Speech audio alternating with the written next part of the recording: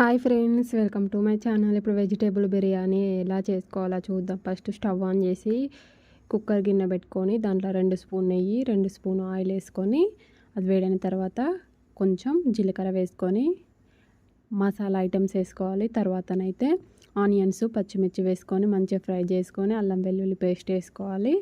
అలాగే కట్ చేసి పెట్టిన బీన్స్, క్యారెట్, ఆలుగడ్డ కూడా వేసుకోవాలి. వేసుకొని మంచిగా ఫ్రై అయిన తర్వాత టమాటా వేసుకోవాలి. టమాటా కూడా ఉడికిపోయిన తర్వాతనైతే నేను వేడి నీళ్ళలో నానబెట్టిన మిల్ మేకర్ కూడా వేసుకున్నాను. వేసుకొని మంచిగా ఫ్రై చేసుకున్నాను.